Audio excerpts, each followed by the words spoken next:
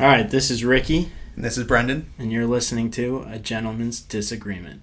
What I wouldn't give for the hope I used to find in a case of lion's head. Folks of different minds, because even though we did not share the pains we share, that American ideal, friends made over arguments in an early morning buzz. Need an early morning buzz. All right, Brendan, it is April the 13th, Sunday here, and the Masters Sunday.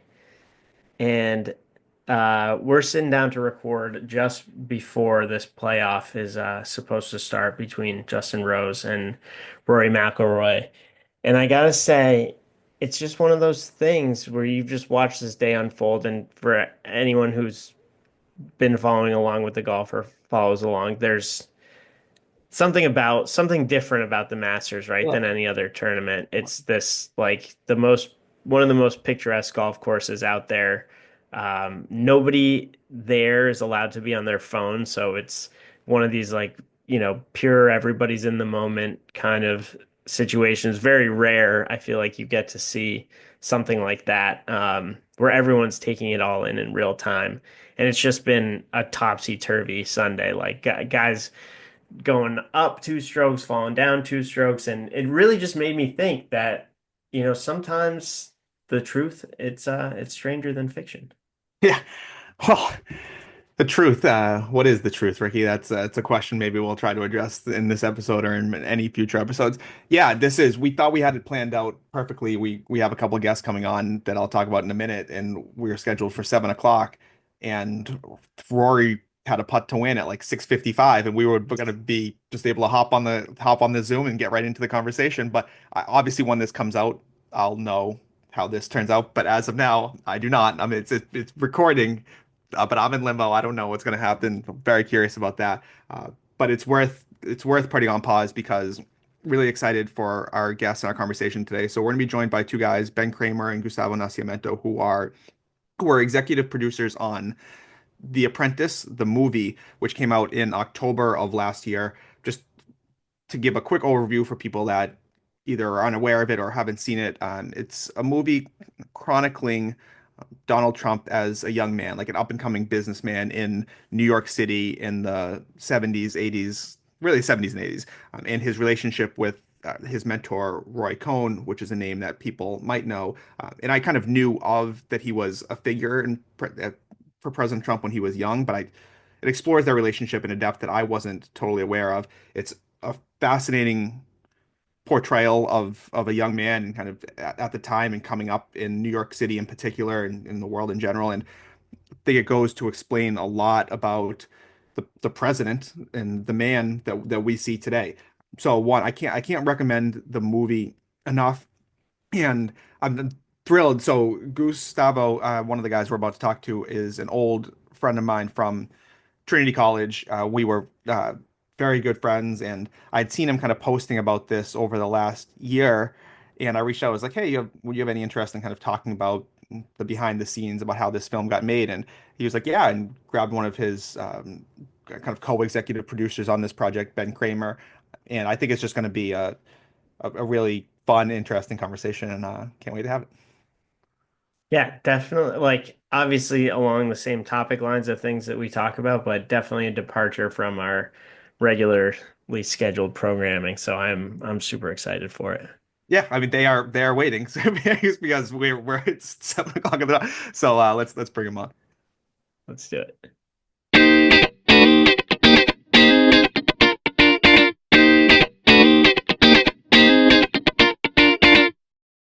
All right, we are now really excited to welcome Benjamin Kramer and Gustavo Nascimento to the program. Give a quick bio of each of them. Ben is a screenwriter, producer, and the driving force behind Wiser Films. He's helped shepherd projects such as At the Sea, Rabbit Trap, The Cut, Unicorns, and The Apprentice into existence. He also has writing credits on The Men Who Built America on the History Channel, The Rise of Empires on Netflix, and the podcast The King of the Peso, which is on Audible.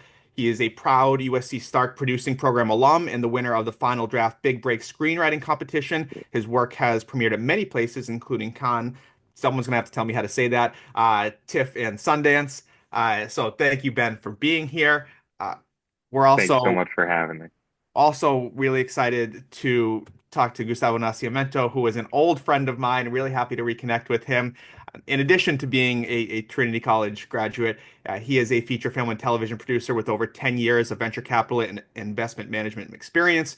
He has successfully applied his go-to market expertise from the technology sector to the realm of entertainment and is actively involved in shaping Wild Seven's film's production calendar and film slate while simultaneously focusing on community building and branding initiatives at the company. His venture into film investments began with his role as an executive producer in the 2021 film I Love Us.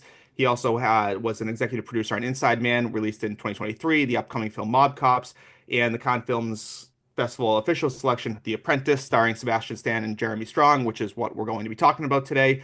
So, Goose, it's great to see you again. I'm so excited to talk to you and to Ben, and thanks so much for your time today. Definitely, man. Really a pleasure to be here. Great to see you after all these years. Yeah, that's it's so fun to reconnect on a situation like this, and a huge credit to both of you guys on the Apprentice. So, but before we get into that movie, can you just tell us a little bit about like what an executive producer is, like what that means? So, you guys come up at the end on the movie, and it's executive producers Benjamin Kramer, Gustavo Nascimento, and it's like, all right, cool. What does that actually mean in real life? So, either one of you can take that away. So I feel like the answer for almost every film question is always it depends. So an executive producer can represent a lot of different contributions to a movie. Um, in our particular case, and especially in the case of Wiser Films, we invest in independent features, and what we try to do is fill kind of that very last tranche of funding that they need, anywhere typically like 1 to 5%, the last small slice of capital that a project needs. Sometimes that's going into production. Sometimes you're in the middle of production. Sometimes it's in post. It can come in many different windows in the lifespan of a film. But in our case, at least for this project, we were able to contribute a little bit financially. Yeah, just to piggyback on that, like, Ben and I kind of got together as strategic partners. He actually really modeled this out for us in terms of a viable path forward in terms of getting involved in films. And he's got this really interesting kind of philosophy in terms of when and where to apply capital. And we took kind of like a VC approach to that in terms of finding leading indicators to the success of those investments. And I kind of hopped on board and paired up with him strategically to find great projects that fit into that model, basically. And The Apprentice was the first one that we kind of ventured into together. That's super exciting. And speaking of great projects like The Apprentice, how did you get involved with this particular project? Yeah, so a lot of networking in Los Angeles, really. I moved out here about 5 years ago, and through this entity called Wild Seven, really, a company actually built by somebody, Kyle Stefanski, also another Trinity College alum. We've been producing films out here for the past 5 years or so together, and it's a big networking kind of play. The whole game is a networking game, and eventually you meet somebody who knows somebody who knows somebody, and ultimately we met a really prolific producer, Lee Broda, who had done a bunch of great movies right before The Apprentice. She had, gotten a movie May December onto Netflix that did really well. And she introduced us over to a person named Dan Beckerman, who was kind of the head producer out of Toronto. And it was a really interesting kind of international production, shot in Toronto for the most part. Ben and I got to go on set there, which was a lot of fun. And that's how we met all those people, basically, is one big networking motion over many years. Yeah.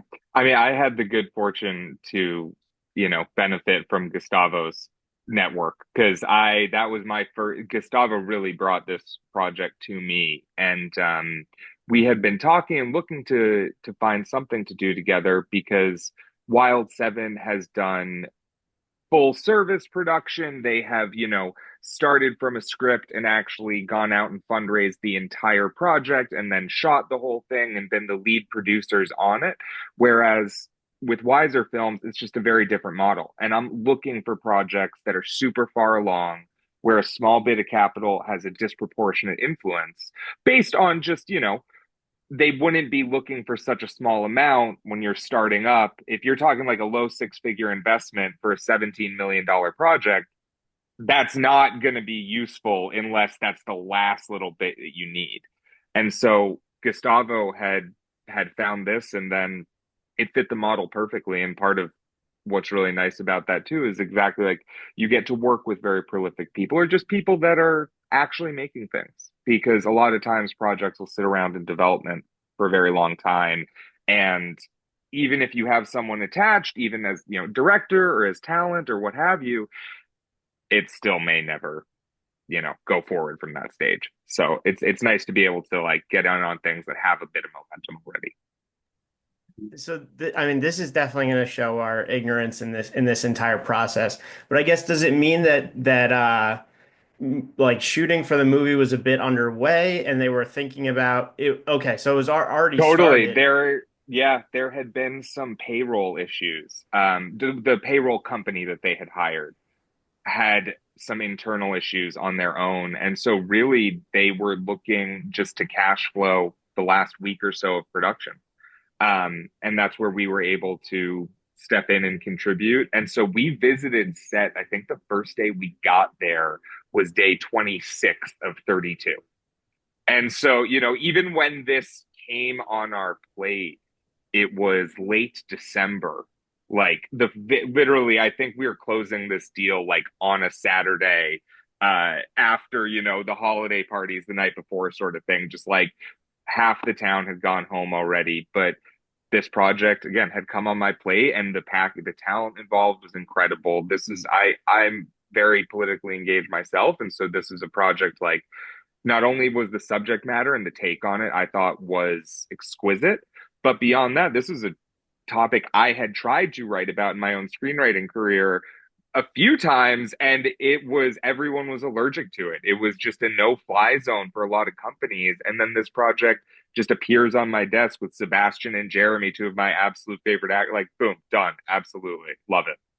Yeah. We were in. Okay, so that was maybe my second part of the question, which is like, were you shown a script, or did you see part of the movie already and you were just like there? And I'd love to, to the extent that we can, talk about the fact that this is a very sensitive topic. So like, what made you feel, I guess, comfortable moving forward with this? Totally, totally. Great questions all. I loved the script for sure. It was interesting though, even in the script though, they, in the film, they start with Donald in a very neutral and very relatable place as a character. You need to start off with your soul at the beginning of the film in order to lose it by the end and have that mean something. Um, and so I had kind of like, when I first read it, I kind of had some notes on like the very beginning. Like, I think this is too naive, or, it's like a little too, I don't know if you'd act that way, if you'd be okay with that. And then as soon as I realized that the talent involved with it, every project goes through so many different iterations, and film in general is not like theater where you are incredibly faithful to the script of the text, like the play itself, to the book, and every single, even if it's a changing a the for an and, that can, that's very much frowned upon. Whereas film, there's so much more room to improvise and to kind of just build and adapt on what you already had when you're in the moment on set, because no matter how many shots you get, you're only going to use one of these, right? And so I just had such immense faith in the creative talent of this. And to me, the script was such a good blueprint. And then it was really kind of, all right, starting with this, I definitely trust that team to get it right on the day when they are on set, when they're on the clock. And there was even some changes, at least in the texture and some of the quality and just tone from the script to where it ended up, and multiple cuts along the way. But I mean, I think they absolutely knocked out of the park. And I also loved what they were trying to say and do with it in the first place. So I just thrilled to be able to support it in any way. I would echo that. Like, the team is really what got us interested in the first place. I mean, I remember calling Ben, and he hadn't I don't think it registered yet that Jeremy Strong was attached. I did not know it was. I just did. I We were missed that focused a line little in bit the on email. Stan, which, hey, Sebastian Stan's amazing too, but it was the combo of those two in there that really got me. There's also kind of this interesting trend that we like to follow a little bit in terms of TV actors or TV series, translating into film a little bit. If you look at one of our other films, At the Sea, which is coming out most likely next year, that is Amy Adams' vehicle with all kind of like TV stars around her, like Murray Bartlett, Dan Levy, um, Rainn Wilson, from The Brett Office. Goldstein from Ted Lasso. So there's a really interesting kind of just trend that we're following in terms of TV translating to film and the type of explosion that can translate into in terms of box office. So that was a part of it as well. It wasn't a political thing for me necessarily. But with that said, I felt that it could be something important, something that would have impact, a very important conversation, right? It's kind of one of the reasons I love what you guys are doing in this podcast is you have really interesting, gentlemanly conversations around different topics. And like, I wanted to be a part of this worldwide conversation with this film, you know?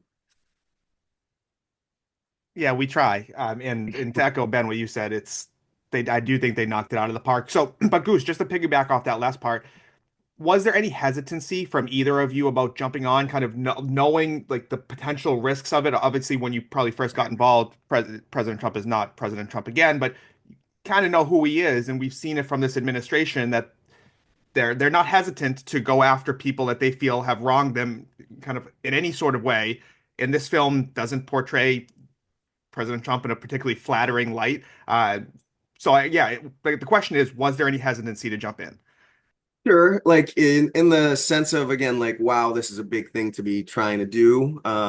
There's a lot of kind of thoughts around, hey, artistically, will they be able to pull this off again? But the team supported that idea so much so that I didn't have much hesitancy there at all, and ultimately it was more of an excitement than a caution in any way. It was like, yeah, let's get crazy.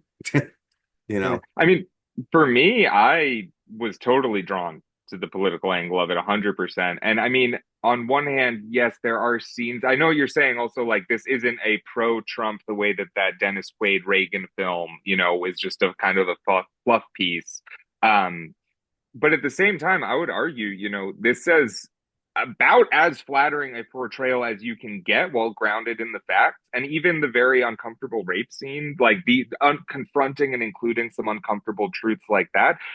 I mean, we're going off of a court deposition. It's even in all of these things, it's still, and this is kind of just, he's such a polarizing figure in every way, that I think it's kind of impossible to avoid a lightning rod a reaction from one side or the other.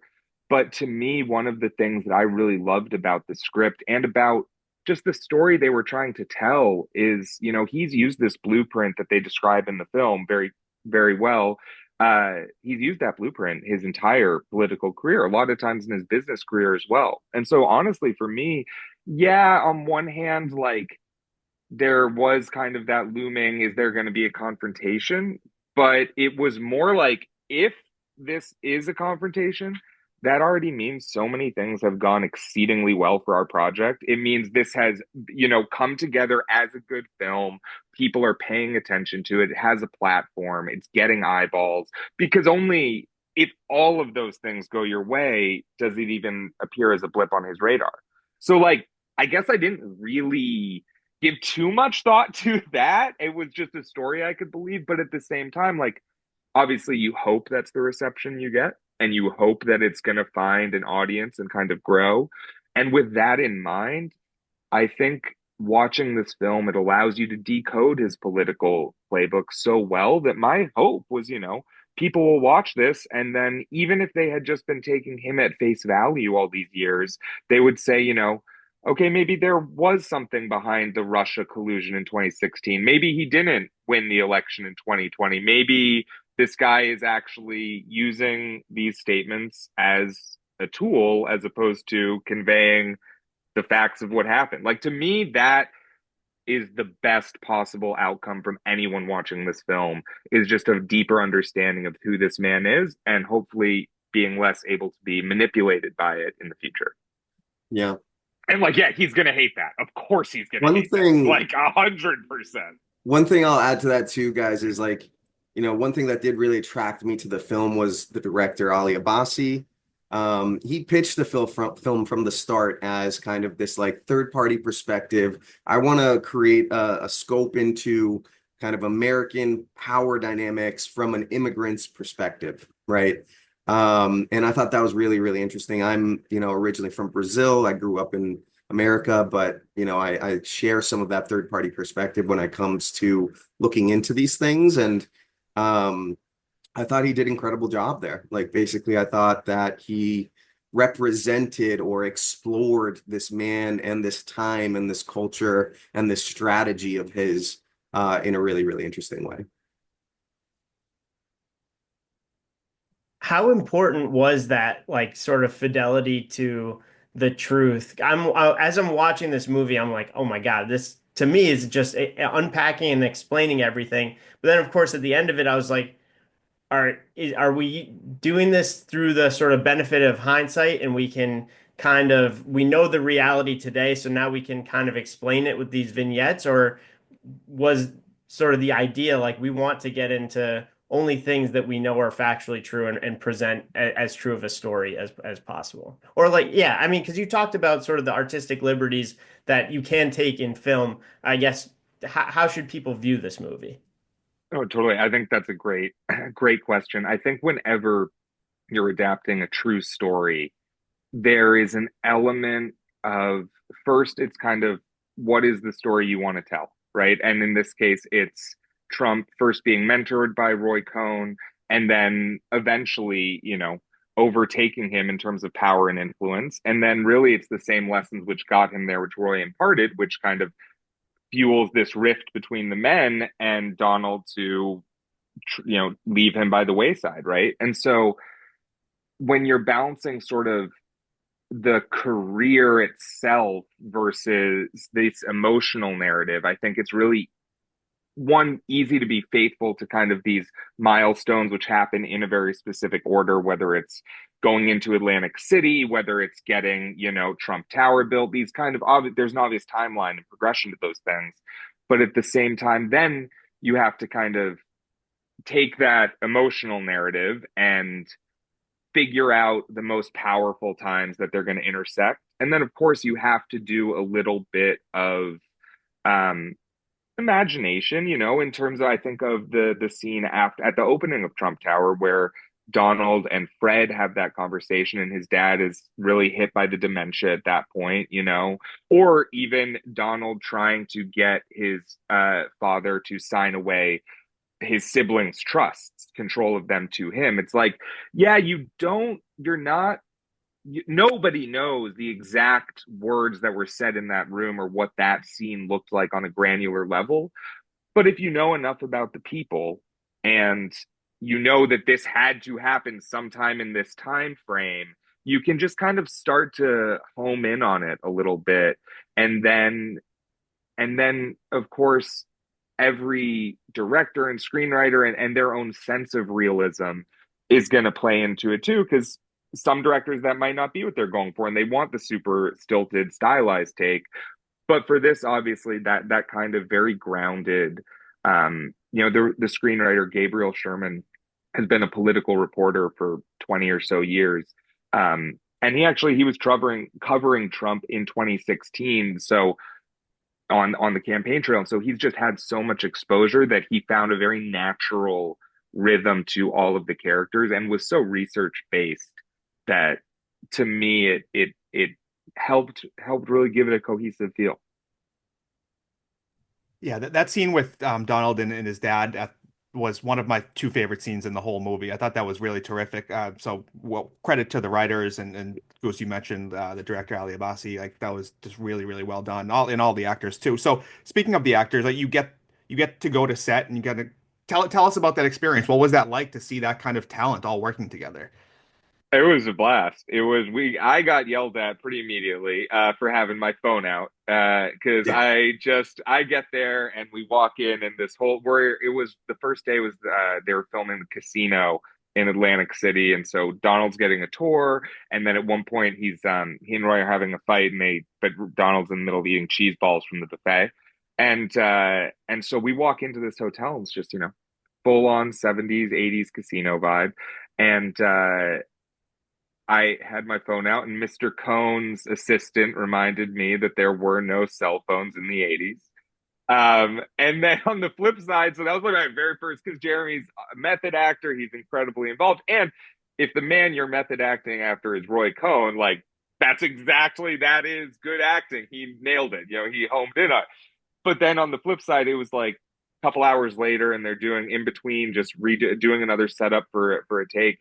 And Sebastian just waltzes over to. I was like 10 feet away in a lounge kind of area behind where he was standing, and he's still in the full Trump regalia, and just turns around and comes over, and he's like totally not in character at all, just a very mellow, soft-spoken guy. It's just like, hey, sorry, I haven't met you yet. Like, what was your name? Who are you? What do you do? Oh man, it's so great to see you. Like, I'm glad we're all doing this together. And it was a very surreal experience all of a sudden to be talking to Donald Trump. So I have a funny story about that day. So like there's a scene in the movie where they're at a buffet and like Donald Trump gets like cheese balls. I don't know if you remember that at all. Um, and he's talking to Roy Cohn, is right before he kind of finds out that his brother passed. And I walk on a set and I thought that was food for like us, like I thought that was food for. I thought that was the what do they call it? The EP table, the No, not the. I was thinking like crew and cast and everybody like crafty. crafty. Yes, that's what I was looking for. So I thought that was like the crafty table, and I'm like pouring myself water and like getting myself spaghetti and meatballs, and then I realized it's for the scene, and that was pretty funny. I didn't know that, actually. I Yeah, had no yeah, idea yeah. of that. I brought you a water, and it was from that table. You know? We I totally remember were supposed that. to be there. And I mean, it was in Toronto. Very cool to see them shooting out there. They really, I thought, did a great job making it look like New York City, and Atlantic City.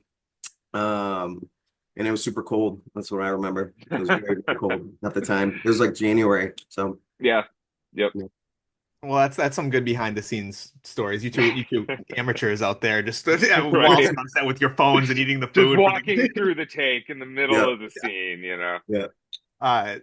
So then, speaking of like international, it goes to Cannes, and tell us about what that was like, both from like a personal perspective, because you guys got to go, which I imagine was incredible, being a part of a movie that's being premiered there, but also tell us about the reception the film got at the festival. Yeah, we're actually waiting to hear potentially this week if At the Sea is going to be premiering at Cannes this year. So that'll be exciting. And if it doesn't go there, we're hopeful that it might go to Venice. So it'll be a big week to figure that out.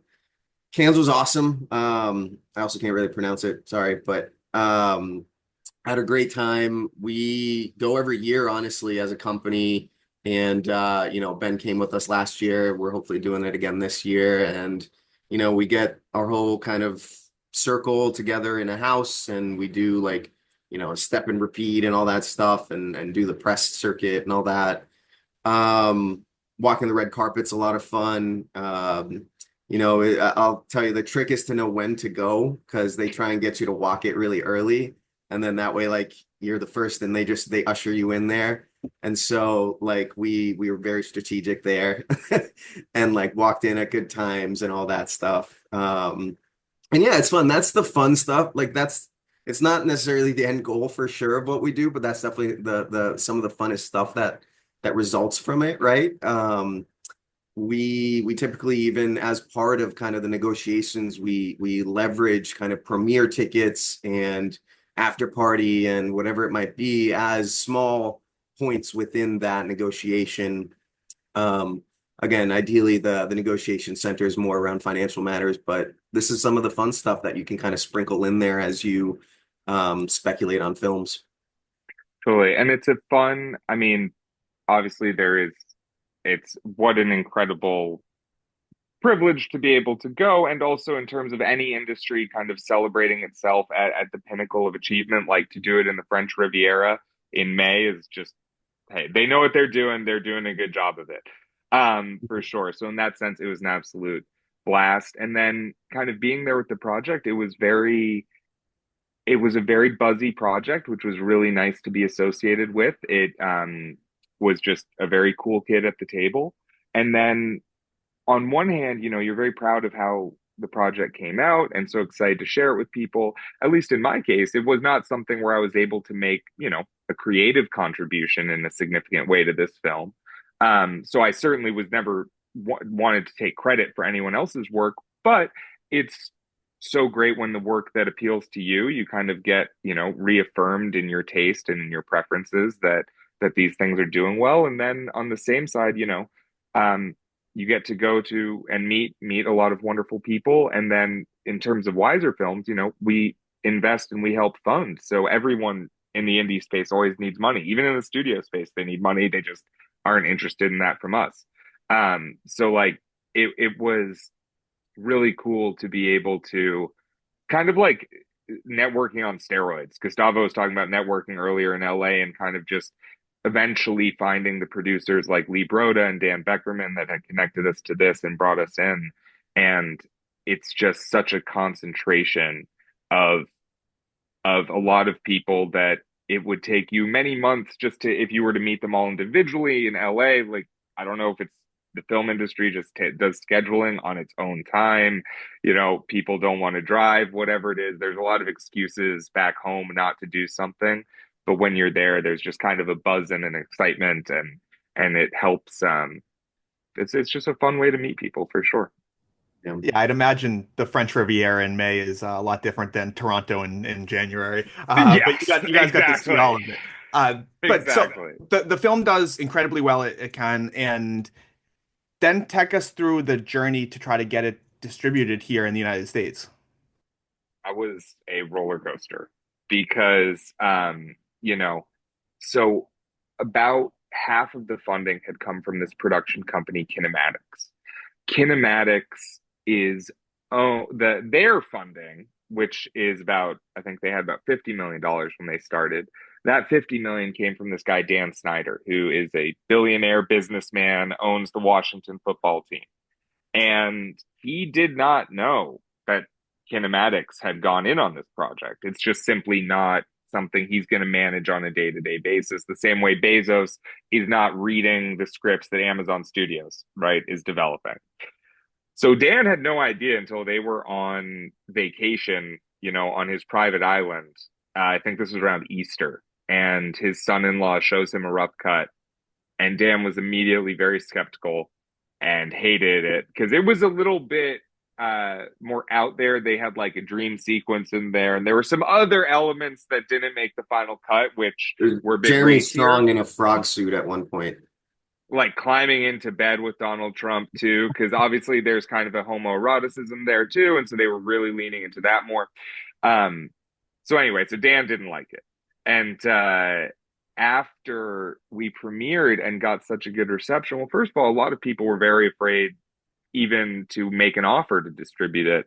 I think it was during the premiere that they sent out the like cease and desist letters, because Ali Bassi, literally as soon as he turned on his phone, once it was after, that was the first thing to come up, like while he's still sitting in his chair in the theater. So a lot of people were very, very scared, which was very frustrating because it was such a great project. And especially with the election coming up, you really felt a sense of importance to share this with the world. Briarcliff and Tom Ortenberg stepped up, which was fantastic. And they've shown throughout their Tom and Open Road, before it became Briarcliff, have shown, they were always willing to take on sort of controversial subjects that they feel really matter. But even though they made an offer, which is a very handsome one, Dan Snyder refused it. And his reasoning there, and I think this was purely from a legal standpoint, he needed some rationale to say no to it. And so his was that he wanted to wait till after the election because he thought it would be, a more beneficial climate to release it in. Um, that had never been, you know, obviously there's a huge sense of not being kismet necessarily, but serendipity of sorts of any film getting made. This is a script that Gabriel had started way before Trump was running for re-election. You know, this had, I think he started writing in 2018. And so, like, this is for it to magically come together on this timeline is already kind of out of this world level of coincidence. And then um, we had to raise enough money then that summer to buy out Dan. And so it was kind of something where everyone on the producing team was really looking to where we could find this capital to bring it in because it was such a short timeline. And then, of course, we needed to not only buy him out for the 8.5 million he had invested, but he would need to profit in order to walk away, right? Because otherwise, what would be the rationale? So we had to buy him out for like 10 to 12, right? And so it was very, thankfully, Rich Spirit stepped in at the very last minute. It was like mid to late August. Um, and that was, I had nothing to do with that. But I mean, we were setting meetings, you know, within 12 hours of finding someone who would be potentially interested, immediately trying to get them on the phone. It was a very desperate and tense time. Yeah, to add to that, like had we not been able to do things within the timeline that we did things, because the film had already sold worldwide and gotten distribution deals all over the world globally, but there was a clause that said it has to come out in the United States first before those distribution deals can actually come to play.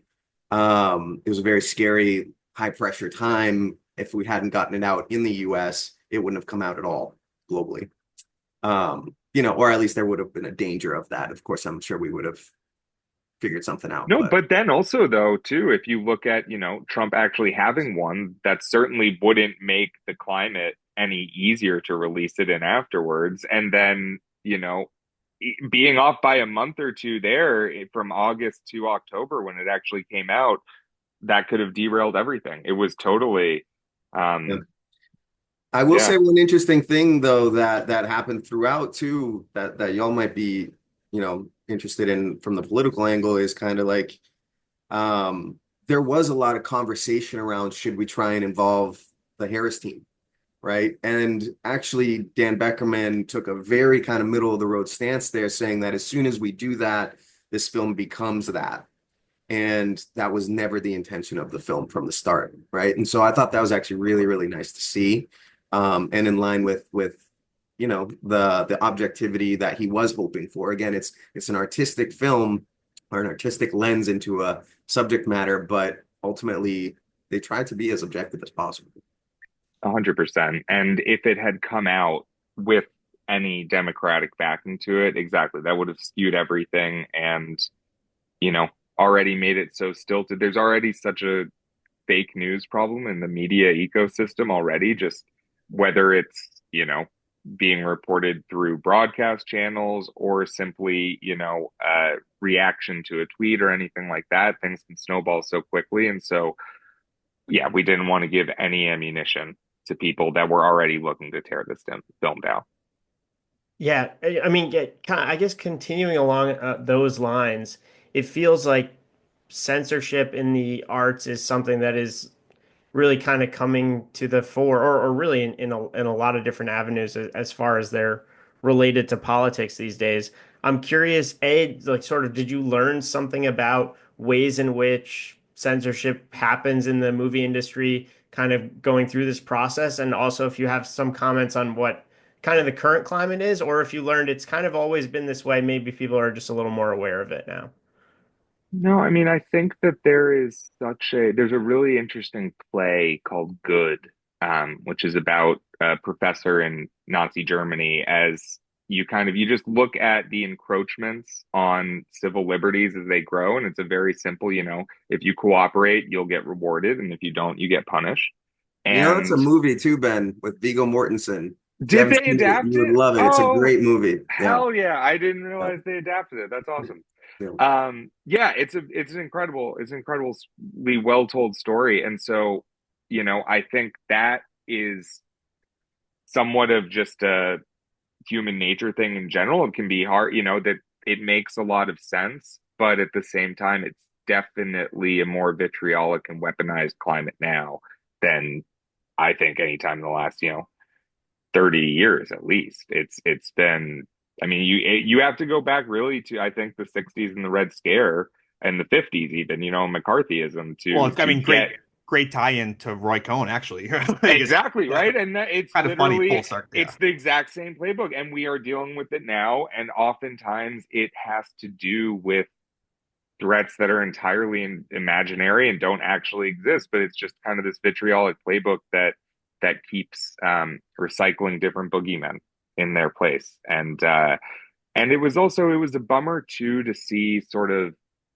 how preemptively people were willing to participate to cooperate with what they assumed Trump would do to anyone who made a distribution offer, et cetera.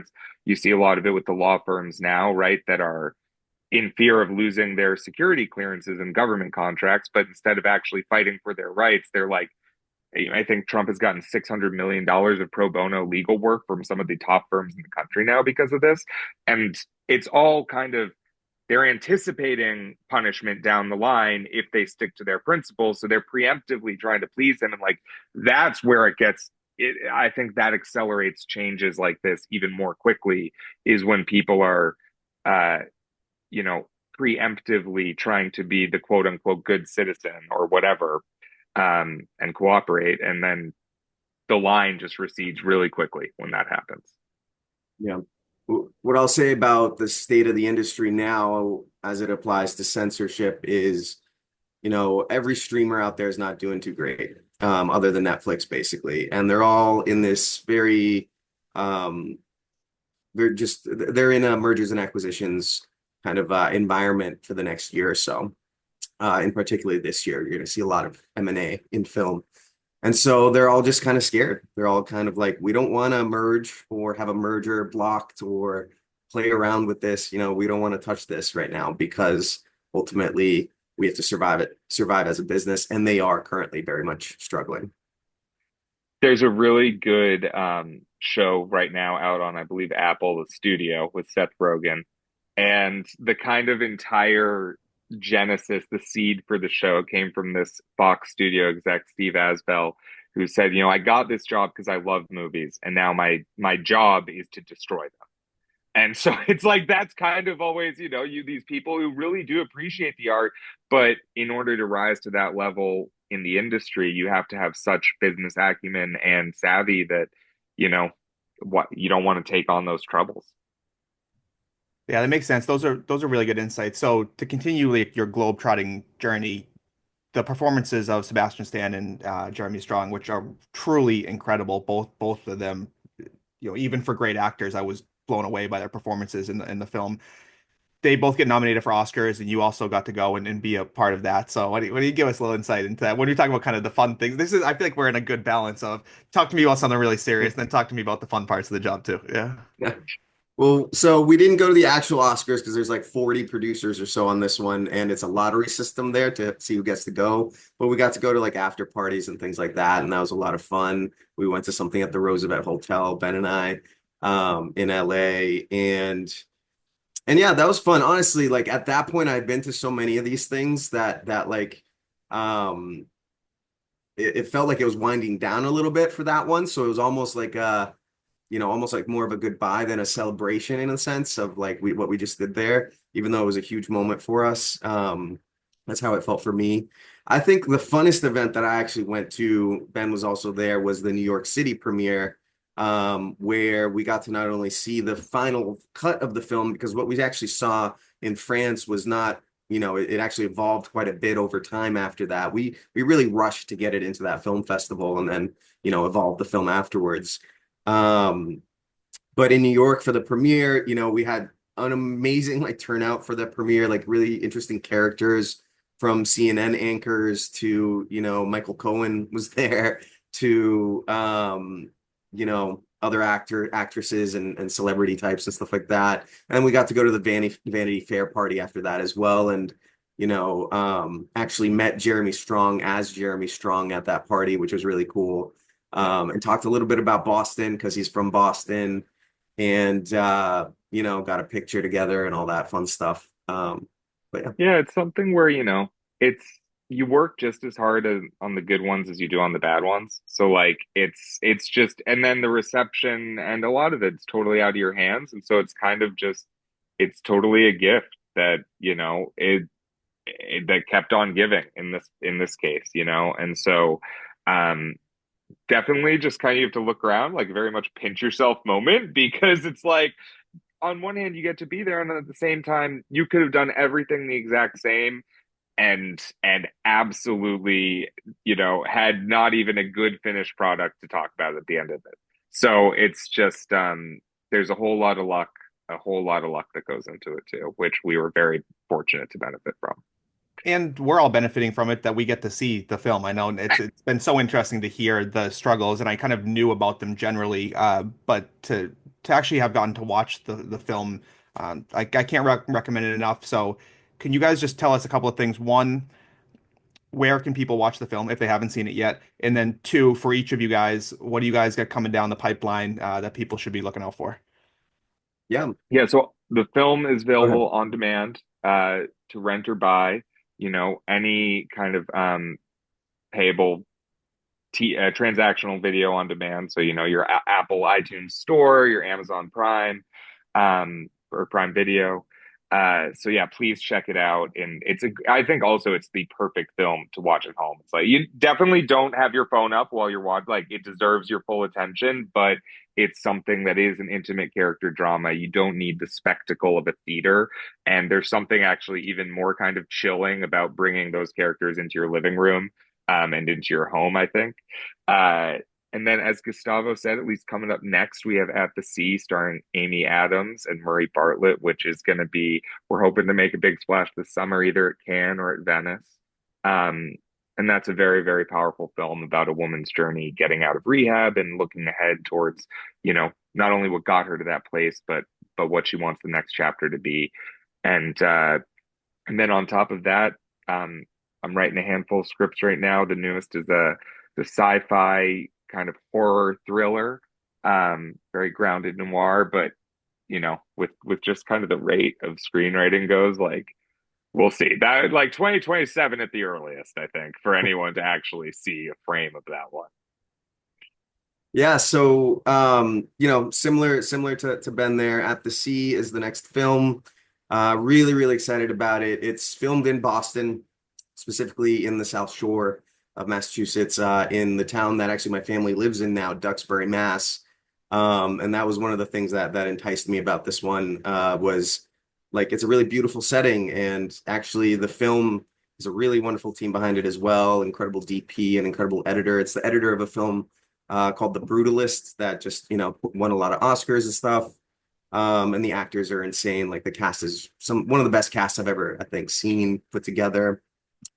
And yeah, it's a deep one. It's an artsy one for sure. And I hope you guys enjoy it.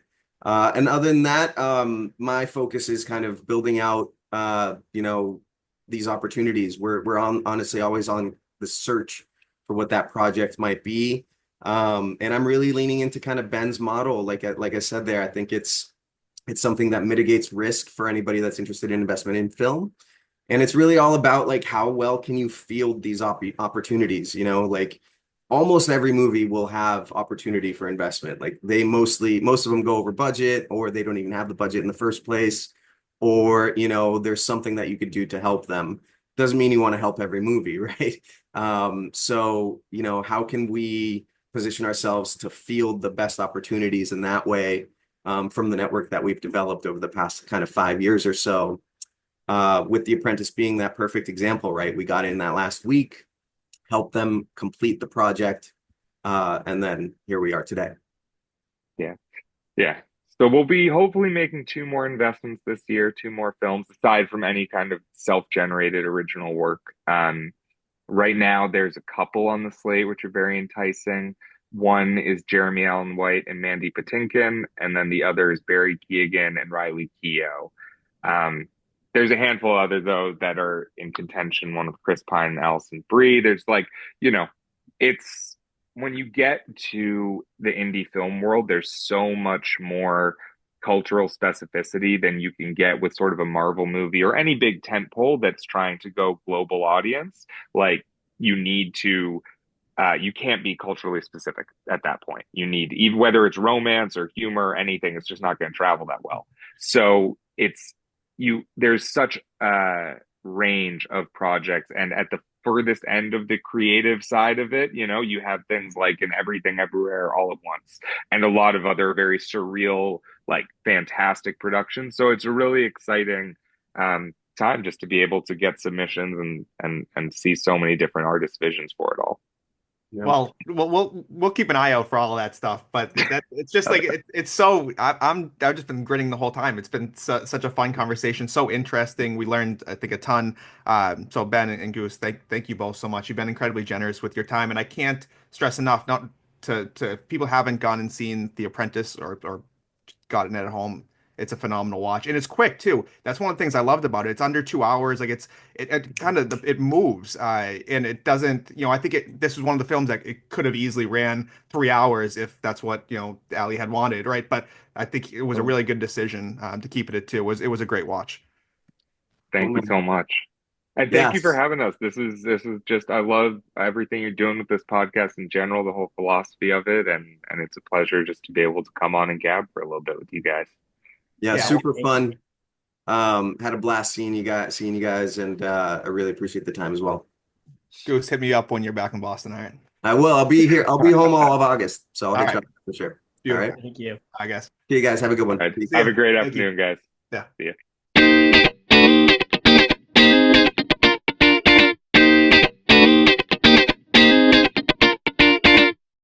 Well, again, huge thanks to Ben and Gustavo for their time and their perspective. This was just another super fun, super interesting episode. I know I just said that when they got off, but I feel lucky to be able to talk to people that are having experiences like this, like into a world, just to get like a glimpse, even just a little bit on a particular project, the set of circumstances that went into making this film. It's just that you get to learn about really a world that I don't know a ton about, and that's why it was great that they were so generous with their time.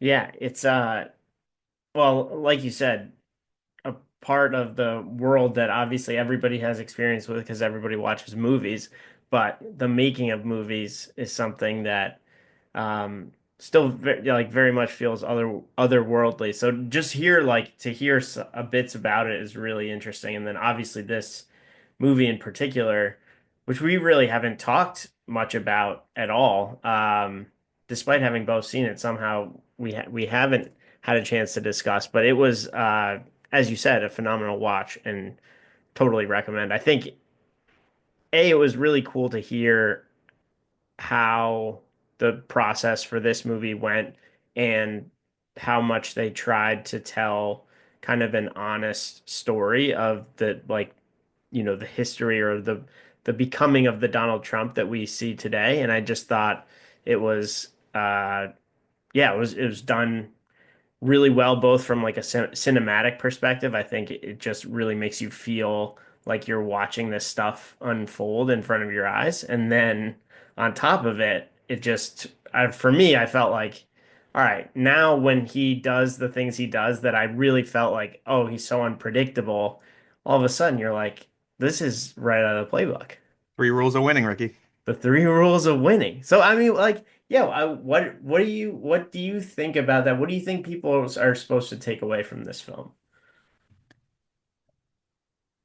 I think Ben said it well. It's an insight into how President Trump got to be the man that he is, right? And I think all your questions are great, Ricky. But I think one of your best questions in this conversation was about how much kind of is this like looking back on it and kind of putting what we know now onto Donald Trump as a 20, 30, 40 something year old man, because at times it was like this is so on the nose. But I think what Ben was saying, and certainly I'll kind of take him at his word at that, is that no, this is what shaped him into what we get today, which is just in the movie does a really nice job, and Sebastian Stan in particular, I also think kind of evolves throughout the film to all of these. We kind of see the introduction of these attitudes, traits, philosophies, by Roy Cohn onto a young Donald Trump, and then we see Trump just kind of grow into them over the course of the film. And now,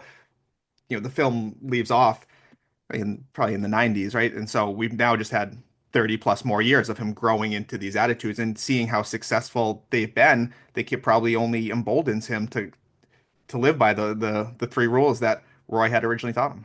Yeah.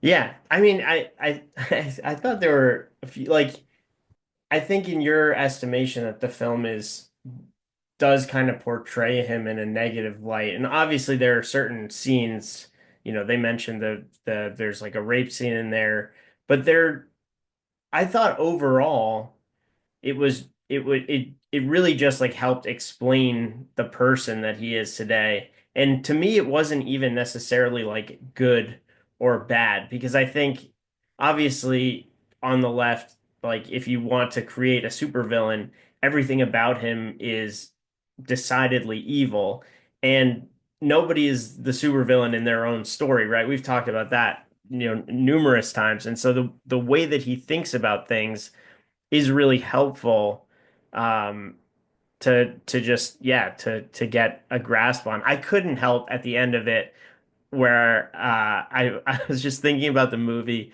Ricky Bobby and the Talladega Nights, and where he's like all his career he's like, if you ain't first you're last, if you ain't first you're last, and then one day he like gets into a conversation with his dad again, and his dad's like, what are you talking about, Ricky? You could be second, third, hell, you could even be fifth. And it's just like you almost wish there was like a little bit of like therapy in there in the 90s, that maybe it didn't have to be like I can never be wrong. I'm right, and I just keep saying it until everybody else believes it too. Yeah, Yeah. it's fascinating character portrayal. I don't want to talk too much more about it for people that haven't seen it. Go see the movie. There are one of the kind of sneaky parts that I really liked was how many characters pop up like in the 60s and 70s. I'm like, oh, it was kind of pointing, the like meme or gif with Leonardo DiCaprio from Once Upon a Time in Hollywood, where he's like sitting up on his couch and he's like pointing at the TV. I feel like there was so many of that. I was like, oh, that's guy, or that's that guy, and then this is kind of before they became some of the most powerful people in the world. And yeah, super interesting movie. Highly recommend. Yeah. And even like however you feel about the guy, worth I think it's still worth the watch. Anyways, I guess at risk of me giving it away any more spoilers, I suppose we just leave it there. Sounds good. Till next time. I'll see you. What I wouldn't give for the hope I used to find in a case of lion's head. Folks of different minds, because even though we did not share the pains we share, that American ideal, friends made over arguments in an early morning buzz. Need an early morning buzz.